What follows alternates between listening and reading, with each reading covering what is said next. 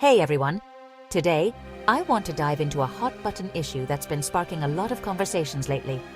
We're talking about Zimbabwean opposition leader Nelson Chamisa's fiery criticism of the Southern African Development Community, or SADC, following the appointment of Zimbabwean President Emmerson Mnangagwa as the new chair. Chamisa didn't hold back, folks. He took to social media to slam SADC, accusing the organization of straying from its democratic values and ethical foundations. Why? Because Mnangagwa's re-election in 2023 has been riddled with allegations of electoral fraud and human rights violations. In Chamisa's words, he questioned whether SADC is truly a community of values or a union of vices. That's a powerful statement.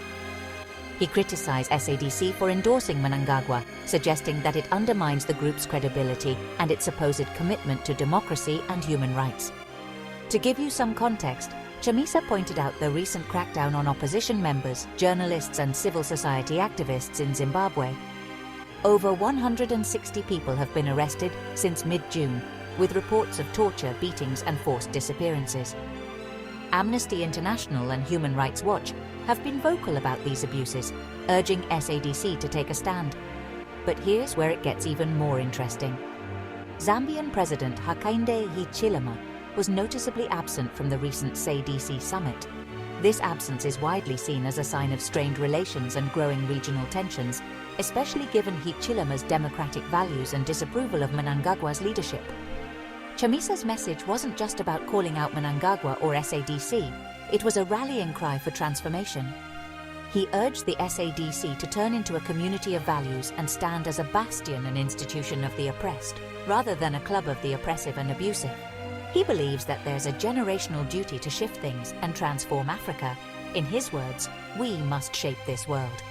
That's a bold vision, and it resonates with many who are frustrated by the current political landscape. This situation highlights a significant challenge for SADC. Can it balance its commitment to regional stability with the need to uphold democratic principles and human rights? The international community will be watching closely to see how SADC navigates this complex issue. So, what do you think? Is SADC living up to its values? Or is Chamisa right in his critique? Let me know your thoughts in the comments below. Don't forget to like, subscribe and hit that notification bell for more insightful content. Thanks for watching.